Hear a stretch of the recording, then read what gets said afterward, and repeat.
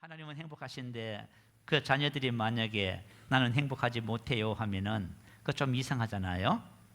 본문 3절 이하에 보면 자 이렇게 시작돼요. 심령이 가난한 자는 복이 있나니. 원래는 헬라어 원문에는요 마카리오스 복되도다 이렇게 시작하는 거예요.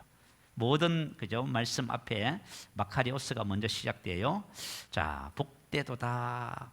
하나님께서 행복하시고 복되신 것처럼 저와 여러분도 행복하고 복되기를 원하십니다. 그런데 오늘날 사람들이 행복에 대한 잘못된 기준을 갖고 있어요. 오늘 여러분들이 말씀을 들으면서 여러분이 갖고 있는 그 행복의 기준을 조금 수정하는 그런 시간이 가졌으면 좋겠어요. 자, 행복하십니까? 라고 누가 물으면 여러분 뭐라고 대답하실 것 같아요? 행복하십니까? 하면은 행복합니다. 정상이지요.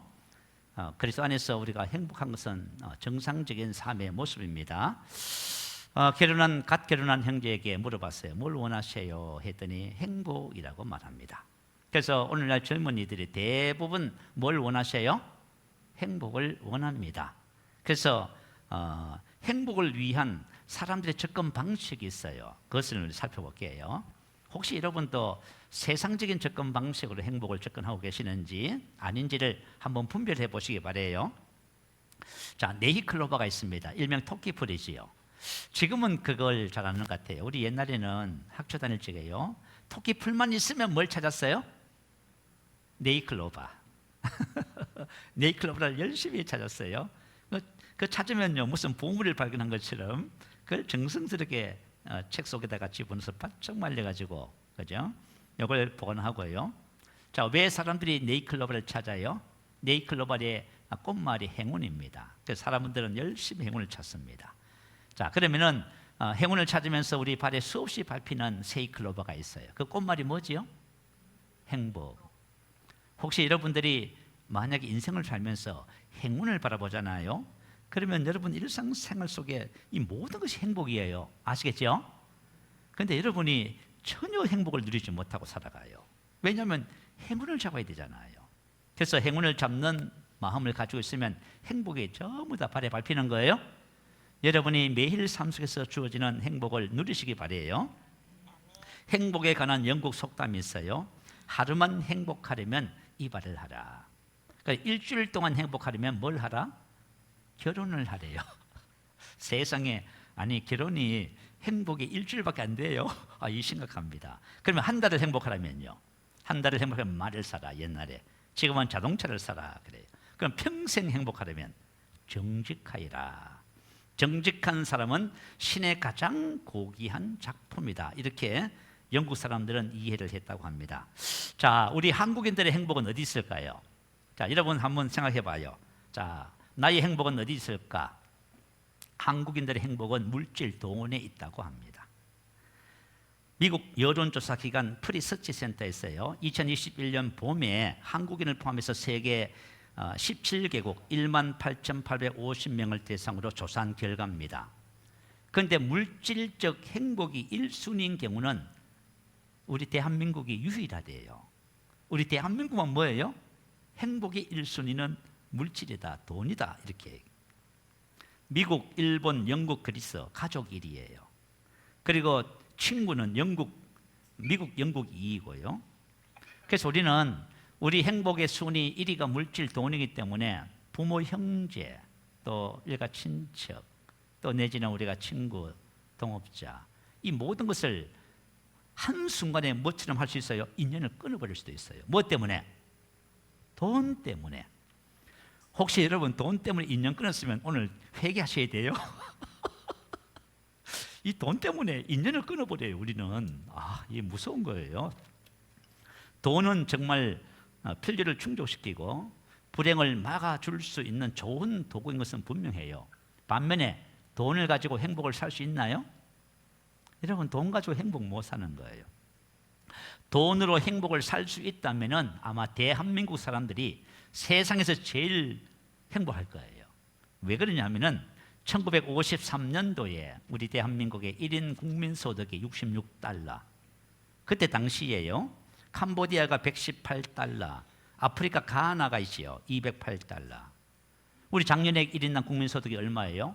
36,000 194달러였어요. 53년과 비교하면 몇 배로 뛰었어요? 560배. 그럼 우리가 만약에 물질이 행복이라면 560배 행복해야 되는 거예요. 그죠? 그런데 행복 지수는 우리 OECD 국가 중에서 35위라고 해요. 몇 나라 중에서 38개국 중에서. 그러니까 완전 바닥을 지금 치고 있는 중이지요. 최성애 박사라는 분이 계셔요. HD 행복연구소 공동소장입니다. 이분이 쓴 책들이 재미있어요. 행복수업, 행복일기 이런 다수의 책을 지으셨어요. 그런데 이분이 진짜 행복과 가짜 행복을 나누었어요. 가짜 행복은 짝퉁 행복이지요. 여러분들이 이제 짝퉁 행복을 나누면서 여러분 한번 생각해 보셔야 돼요.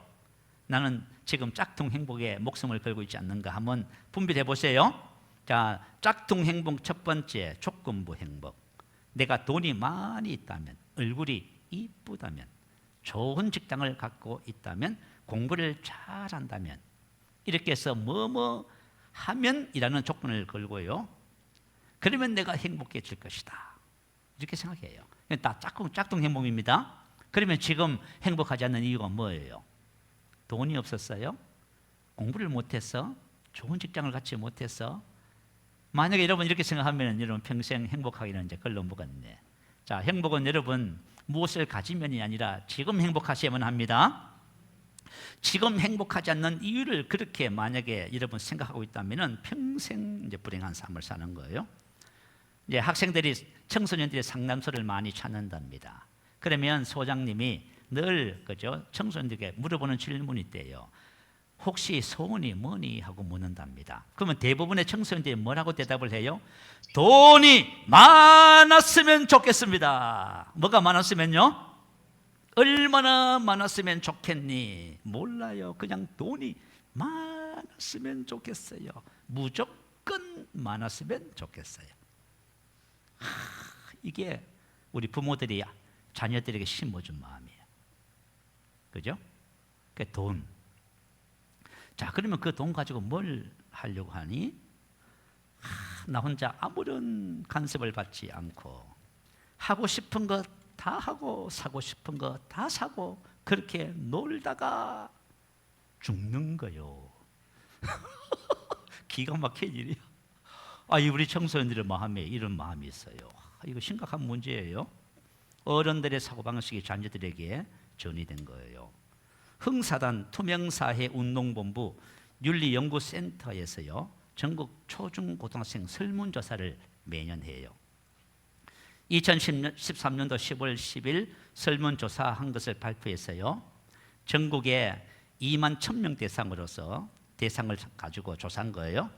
자, 만약에 질문 하나 10억이 생긴다면 잘못을 하고 이제 범죄의 대가예요. 1년 정도 감옥에 들어가도 괜찮다. 그랬을 적에 초등학생 16%가 괜찮습니다. 중학생 33%가 괜찮습니다. 고등학생 47%가 뭐예요? 괜찮습니다. 2015년도에는 56% 괜찮습니다. 2018년도는요 55%. 10억만 생긴다면 감옥 가지요. 그리고 청소년 2-3명이 돈만 있으면 범죄도 스스럼 없이 저지를 수 있다. 여러분 N번방 아시죠? N번방 기억나지요? 이 청소년들이 그런 죄를 범해도 끄떡없어요. 이 사회적인 심각한 문제예요. 그리고 학생들에도 다음 같은 질문을 했어요. 그렇죠? 나만 잘 되면 된다. 이웃은 어떻게 되든지 상관없이 나만 잘 되면 된다. 초등학생 19%, 중학생 27%, 고등학생 36%.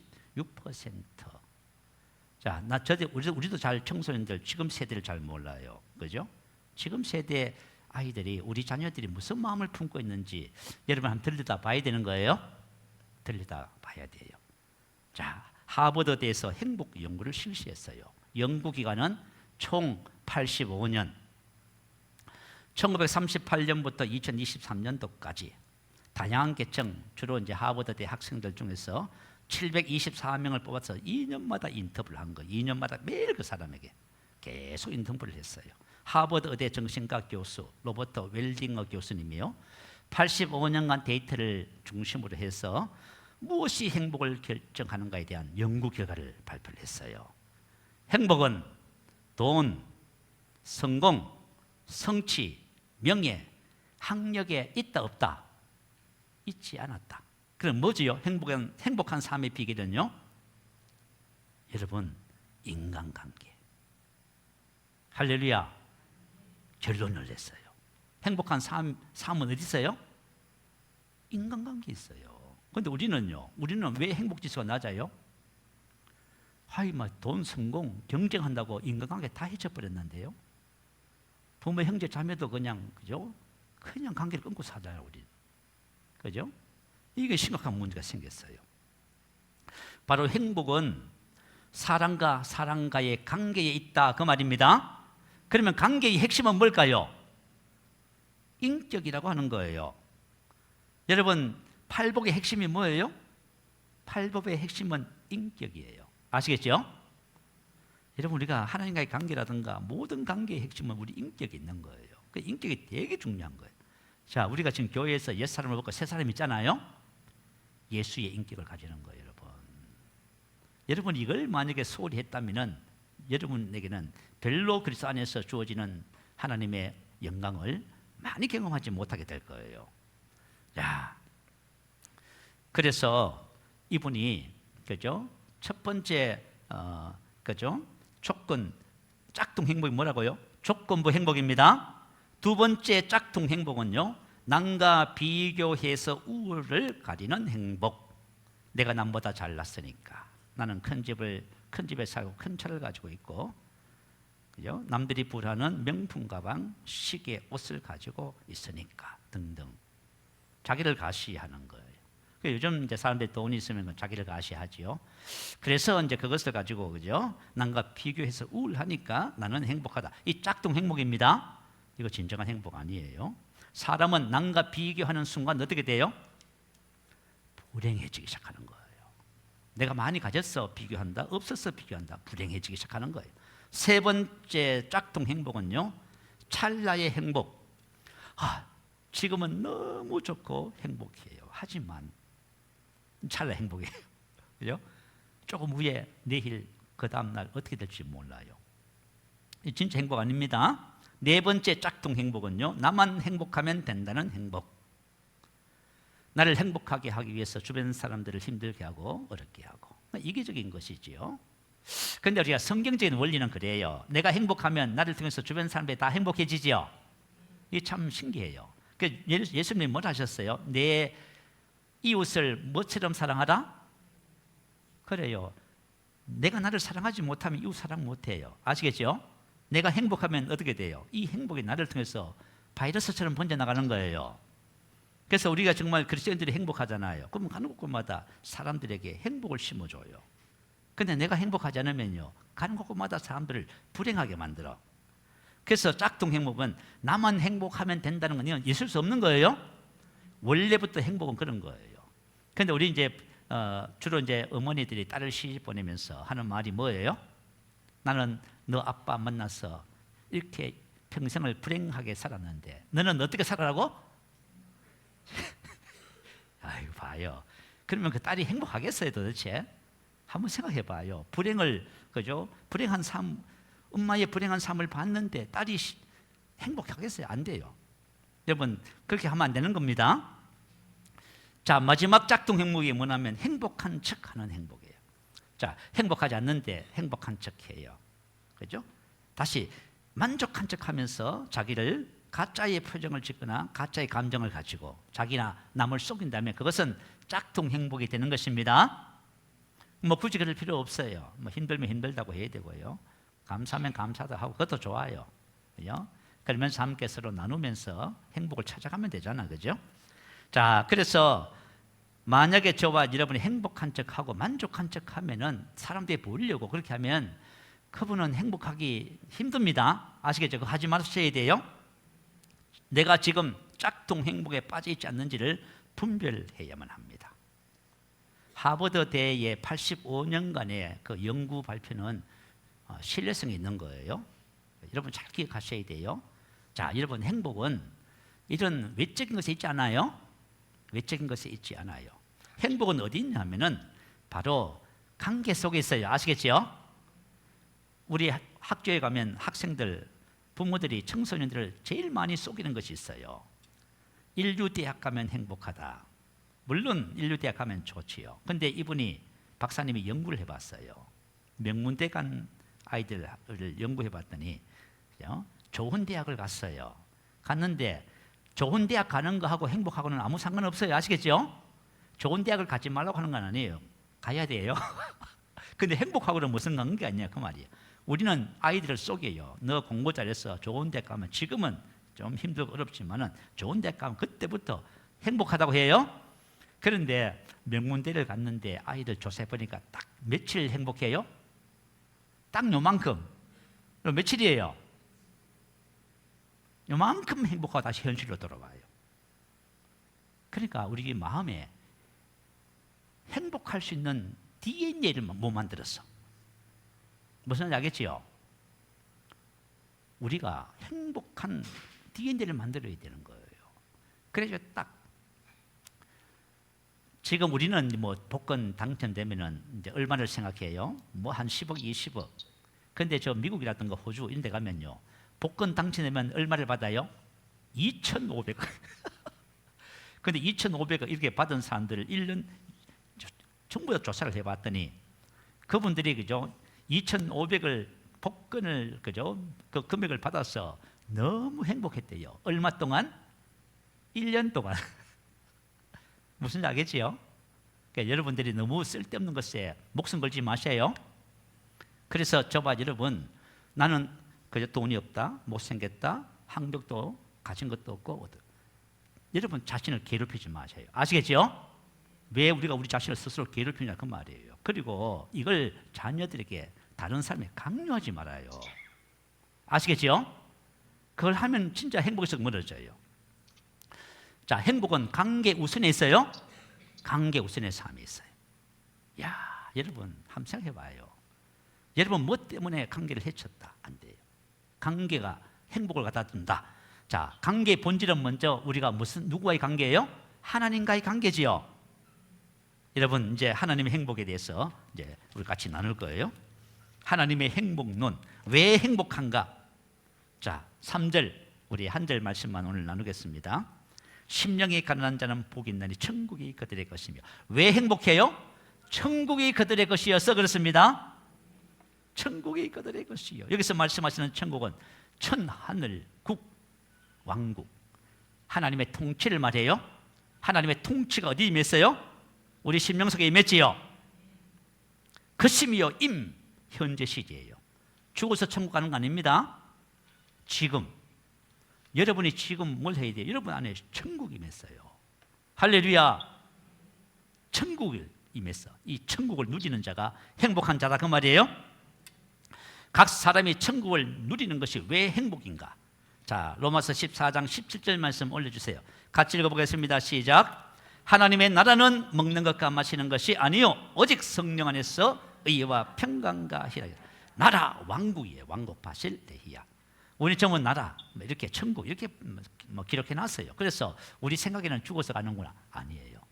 이것은 나라는 바실레이아 왕국입니다. 왕이 통치하는 거예요. 자, 우리 안에 성령님이 우리를 인도하시는 거예요. 성령님이 우리를 이끌어 가시는 거예요. 자, 그래서 믿는 자 안에 임한 하나님의 왕국은 성령 안에서.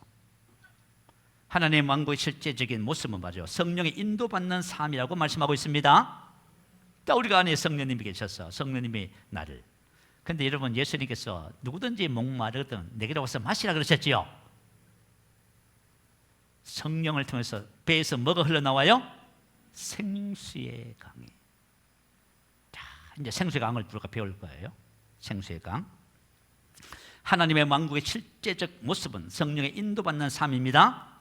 성령 안에서 N 안에 뭐뭐와 함께 뭐뭐로 뭐뭐의 힘으로. 이건 비유적 의미는 기독교인들이 살아가거나 행동하는 상태를 말해요.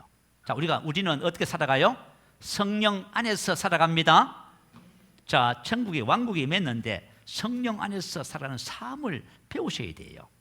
갈라디아서 5장 25절은 이렇게 표현했어요. 만일 우리가 성령으로 살면 또한 성령으로 행할지니 아멘. 인도받는 상태를 기록하고 있습니다. 자, 이와 같은 삶이 바로 천국의 삶인데요. 로마서 8장 14절 또 올려주세요.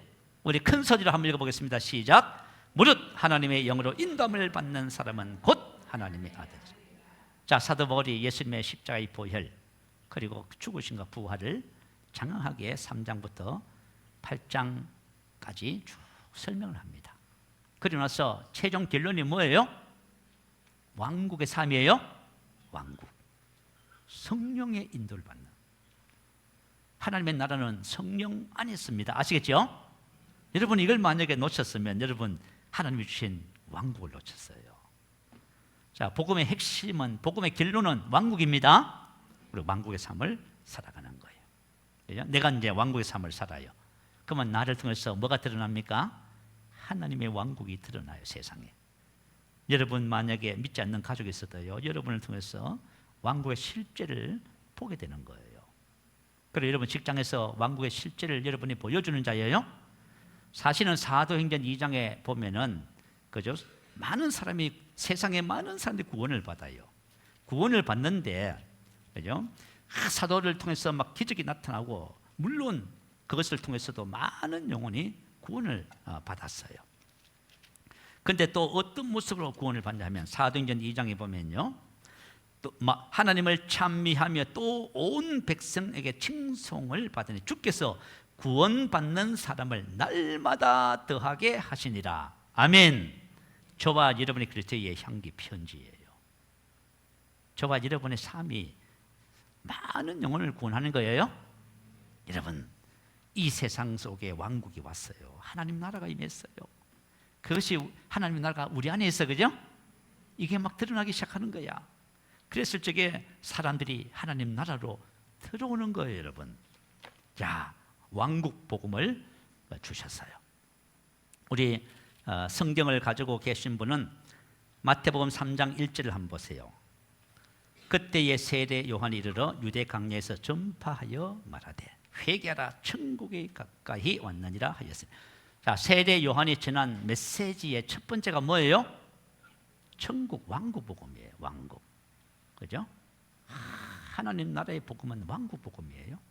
그럼 예수님께서 딱 제일 첫 번째 하신 말씀이에요. 사역의 첫 번째 하신 말씀. 마태복음 4장 17절에 이때부터 예수께서 비로소 첫째 시작을 말하는 그 단어예요.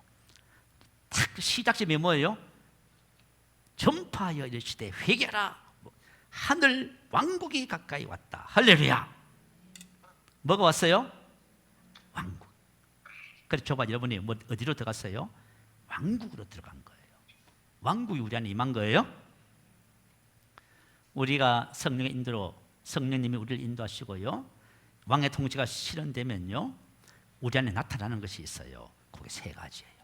그죠? 의와 평안과 희락이에요. 야, 이게 하나님 왕국의 속성이에요. 우리 로마서 14장 17절 말씀 아까 전에 봤지요. 하나님의 나라는 먹는 것과 마시는 것이 아니에요. 오직 성령 안에서 의와 평강과 희락이에요. 여러분, 의, 평강, 희락, 하나님의 속성, 내 안에 하나님의 통치가 실현되면은, 그죠? 내 안에서 의와 평안과 희락이, 그죠? 자, 생수가 흘러나오는 거예요. 첫 번째 의, 디카이 오시네라고 하는 헬라어예요. 의로움, 의. 자, 좀 제가 읽어드릴게요. 삶의 성실, 미덕, 순결, 정직, 생각, 느낌, 행동이 올바름, 그런 뜻이에요. 야, 정말 저와 여러분이 그리스도인이 이 땅의 삶을 살면서요, 성실하지 못하고 순결하고 정직하고 올바르지 못하다면 안 되는 겁니다. 의를 행하는 것, 의롭게 사는 것, 의를 위해 사는 것, 옳은 것이라면 무엇이든지 완전하게 수행하다. 이게 바로 의라고 하는 개념이에요. 완전 무기란 도덕성, 교결성, 죄 없음. 다시 말하면 천국에는, 왕국에는 죄가 있어요, 없어요? 죄가 없어요. 그죠? 그런데 우리 인생의 모든 불행이 어디서부터 시작됐어요? 죄로부터 시작됐어요. 그죠? 죄. 죄라고 하는 것이 무서운 거예요. 강계 불화이죄하죠. 그죠? 모든 죄는 뭘 파괴시켜요? 관계를 파괴시켜요. 저와 여러분이 만약에 육체의 일들을 버리지 않잖아요. 그것 때문에 관계를 전부 다 파괴합니다. 다 관계가 파괴되는 거예요. 그죠? 죄가 있는 곳에는 행복이 깃들 수가 없습니다. 죄는 사망을 가져오고요. 죄는 분열을 가져오고, 죄는 사단의 역사를 불러들여요. 그래서 불행의 원인이 되는 거예요. 그래서 하나님의 왕국의 첫 번째 속성이 뭐라고요? 의, 빛이에요. 빛, 어둠이 조금도 없어요. 그래서 여러분 마음속에 어둠을 다 몰아내세요. 어둠이 존재해서는 안 돼요. 우리 속에는 의가 가득합니다. 두 번째는 평강, 에히레네, 평화, 복지, 번영이라는 뜻의 단어예요. 평화의 상태, 그런 거예요. 평화. 자, 여러분 어떠세요? 여러분 마음이 평안하십니까? 평안하시지요? 평화의 상태. 근데 이 평화가 얼마나 중요하냐면 평화의 상태에서, 그죠? 하나님의 축복이 흐르는 거예요. 여러분 가하만사성이란 말이지요. 여러분 갈등, 분열, 하나님의 복이 흐를 수가 없어. 욥기서 22장 21절에 보면 너는 하나님과 화목하고 평안하라. 그리하면 복이 내게 임하리라. 아멘. 갈등과 다툼과 분열이 있는 곳에는 예수님이 뭐라고 하셨어요? 망한다고 하셨죠. 그의 나라가 어찌 설 수 있겠느냐. 혹시 여러분이 가정에서 계속 다투고 분열하잖아요. 여러분 가정 무너져요. 우리 교회 공동체가 갈등하고 다투잖아요. 무너져요. 내가 웃기는 얘기 하나 해드릴게요. 무슨 얘기냐면 버스를 탔는데 두 사람이 막 큰 소리 욕을 하면서 싸우네. 그러니까 이건 뭐 아무리 말려도 안 되는 거예요. 그래서 한 중년 남자가 다음 정류장에서 듣기 싫어서 내렸어. 내리면서 그죠? 차가 출발하기 전에 딱 그죠? 두 사람을 그죠? 바라보면서 뭐라고 했는지 아세요? 여기가 교회인 줄 알아! 하고 내렸어. 교회의 분열과 다툼, 갈등이 끊이지 않는 거예요. 이건 하나님의 나라의 모습이 아닙니다. 아니에요, 여러분. 그래서 저와 여러분 이게 너무 중요한 거예요. 그죠? 갈등과 전쟁이 없는 우리의 심령의 상태를 평화라고 합니다. 안식, 평온, 안전, 염려 없음, 건강, 형통, 만족, 번영, 성공, 그런 뜻이에요. 헬라어의 샬롬의 역으로 사용되지요. 자, 하나님의 왕국에는 죄와 사망의 법이 없습니다. 율법의 저주가 없습니다. 왕국에는 사단의 모든 역사가 쫓겨가는 거예요. 마태복음 12장 28절에 보면 그러나 내가 하나님의 성령을 힘입어 귀신을 쫓아내는 것이면 하나님의 나라가 이미 너희에게 임하였느니라. 하나님의 나라가 임하면은 죄와 사망과 저주가 떠나갑니다. 사단의 모든 역사가 끊어져요. 하나님의 나라, 여러분 우리 속에 왕국이 있어. 너무 참 귀하지요. 세 번째는 희락, 기쁨이라고 하는 거예요. 계시록 21장 4절에 보면은 모든 눈물을 그 눈에서 닦아주시니 다시는 사망이 없고 애통하는 것이나 곡하는 것이나 아픈 것이 다시 있지 아니하니라. 자, 하나님의 왕국에는 애통하는 것, 곡하는 것 그런 거 없습니다. 우울, 슬픔 이거 있을 수가 없어요. 우울증 걸렸다. 아니 하나님의 자녀가 우울증 걸렸다. 그 말이 되나요? 하나님의 나라의 세 번째 속성이 희락, 기쁨입니다. 무슨 말인지 알겠지요? 그래서 왕국의 실현은 무슨 뜻이냐면 기쁨의 회복이란 뜻이에요. 우리 하나님께서 첫사람 아담과 하와를 창조하시고 예비해 주신 거처가 어디지요? 에덴 동산이라는 거죠. 에덴 동산이 뭐지요? 기쁨의 동산. 할렐루야. 여러분 에덴 동산은 기쁨의 동산이에요. 하나님은 그죠? 기쁨의 하나님이시듯이 우리의 모든 삶이 기쁨 그 자체가 되기를 원해요. 그래서 항상 기뻐라고 말씀을 하신 거예요. 자, 마음의 즐거움은 뭐라고 했어요? 양약이라고 했지요. 최고의 약이야. 이 세상에 약들이 많지만 최고의 약은 기쁨이라고 하는 약이에요. 왜냐하면 기뻐하면은요 우리 몸속에 자연 치유의 능력이 그죠 활성화돼. 그래서 어떤 병이라도 다 고쳐요. 그리고 기쁨은 마음의 즐거움은 뭘 빛나게 하지요? 얼굴을 빛나게 해요. 아시겠죠? 마음의 즐거움은 얼굴을 빛나게 합니다. 자, 그렇다면 어떤 그리스도인이 왕국의 실제를 누리는가 하는 문제예요. 자, 우리가 이 말씀을 한번 살펴보겠습니다. 자, 천국이 그들의 것인데 어떤 사람이요? 심령이 가난한 자. 할렐루야.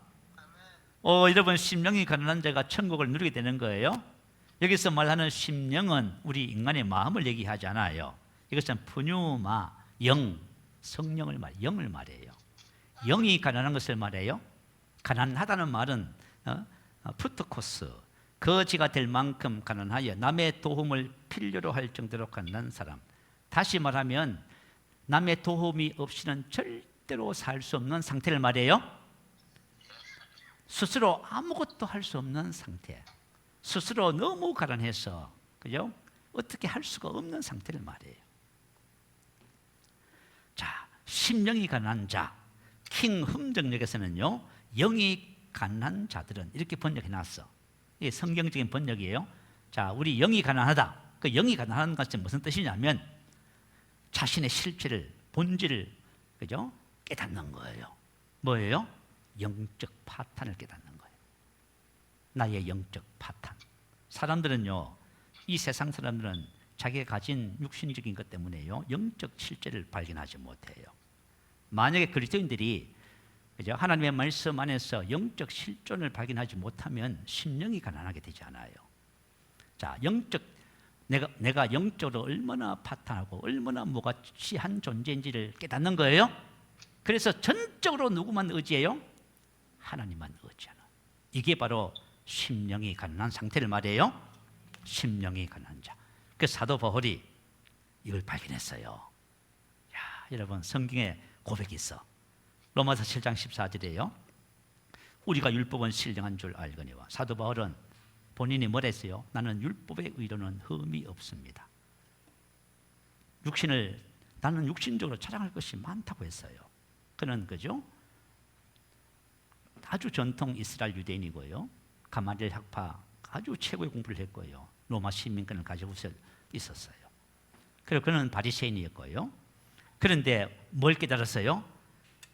나는 육신에 속하여 죄 아래 발렸도다. 아멘. 자, 영적 실존을 발견한 거예요. 뭐에 속했어요? 나는 육신이다. 육신의 출처가 어디예요? 요한복음 8장 44절. 너희는 너희 아비 마귀에게서 났어. 우리의 영적인 실체가 마귀로부터 왔어요. 그래서 뭐예요? 죄의 종이에요. 여러분, 이걸 깨달아야 돼. 이걸 못 깨달으면 여러분이, 그죠? 뭘 할 수 있는 것처럼 얘기해. 제가 할 수 있습니다. 이걸 못 깨달아. 이걸 사람들이 잘 못 깨닫더라고. 자, 저와 여러분의 원래 영적 실존은 육신에 속하여 죄 아래 팔린 거예요. 자, 그래서 자신의 무가치함을, 그죠? 탁 발견해요. 자, 로마서 7장 24절 25절 참 올려주세요. 자, 우리 한번 읽어보십시다. 시작.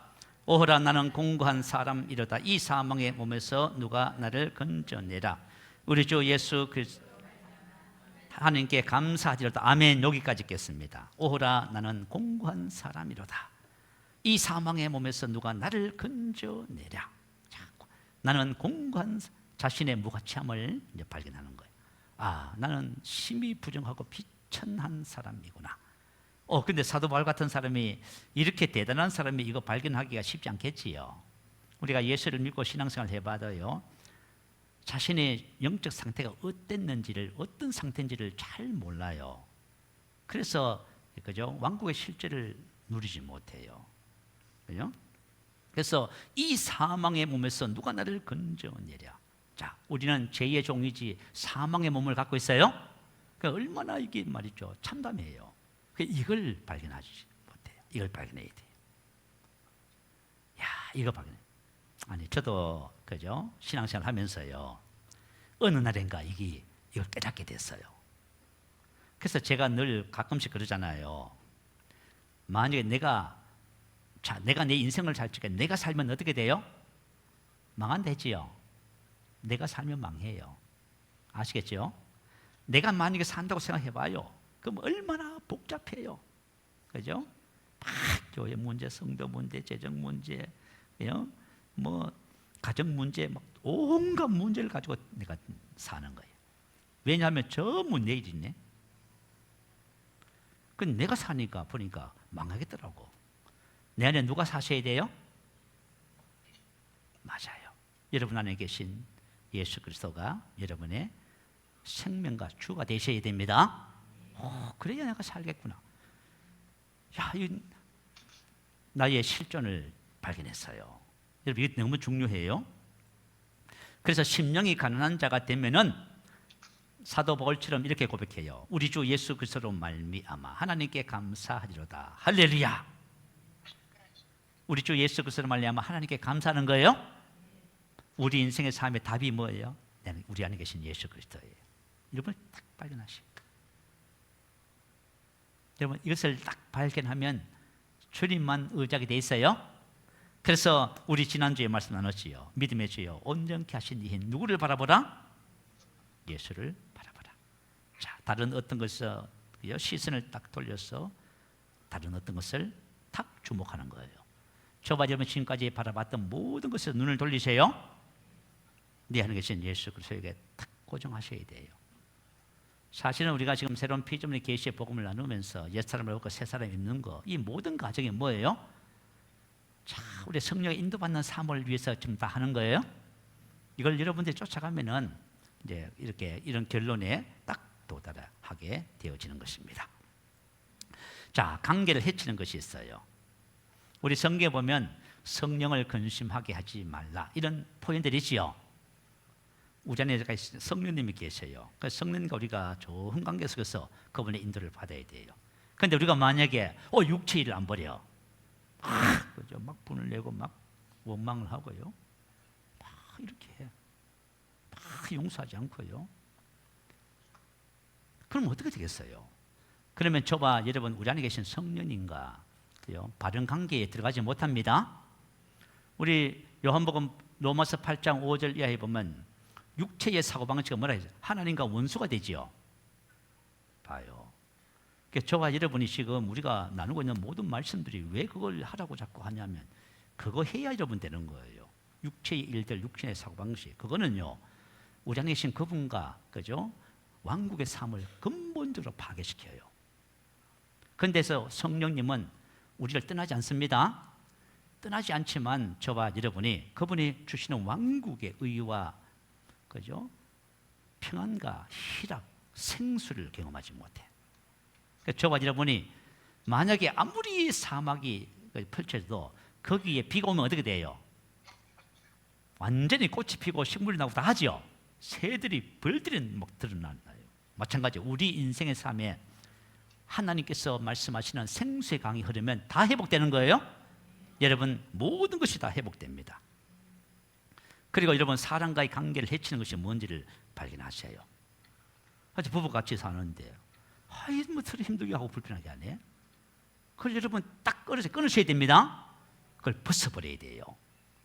내가 사람과의 관계 속에서 뭐 때문에 관계가 안 되는가, 이걸 빨리 발견하시고 이걸 빨리 정리하셔야 됩니다. 그게 저와 여러분 인생의 삶의 행복의 실제적인 비결이 되어져요. 오늘 여러분들의 말씀을 받은 것을 유튜브 영상으로 나오면은 여러분 들어보세요. 여러분 들어보시고 만약에 내가 잘못된 행복관을 가지고 내 자신을 괴롭히고 있다면은 빨리 내려놓으세요. 사람들이 왜 불행하냐 하냐면 잘못된 행복관을 갖고 있어서 그래요. 그것 때문에 자신을 계속 괴롭히는 거예요. 나는 불행. 만약에 우리 한국 사람들이, 대한민국 사람들이 가지는 행복론을 가지면은 100명 중에 누구만 행복해요? 딱 한 명. 한 명만 행복해야 돼. 나머지는 다 불행해야 돼. 잘 못 났지, 좋은 대학 못 갔지, 성공 못 했지, 돈 없지, 좋은 직장 없지. 그러면 뭐 다 불행한 거잖아요. 그런데 한 사람만 행복하네. 그런 건 없습니다. 그거와 전혀 관계없이 하나님은 우리 심령 속에 왕국을 심어 놓으셨습니다. 여러분들이 이 왕국의 풍성한 은혜와 축복을 저와 여러분이 누리시는 우리 일평생의 삶이 되어야 될 줄 믿습니다. 아멘. 자, 우리 말씀을 생각하면서 함께 한번 기도하겠습니다. 혹시 여러분들이 우리 박사님이 말씀하신 짝퉁 행복에, 그죠? 혹시 목숨을 걸고 있는지를 살펴보시고 여러분 분별하는 지혜가 있게 되시기 바래요. 진짜 행복은 관계 속에 있음을 잘 기억하시고 하나님이 주신 이 천국의 풍성함을 누리는 저와 여러분의 삶이 되어야 될 줄 믿습니다. 할렐루야. 우리 한번 크게 부르시고 기도하겠습니다. 할렐루야.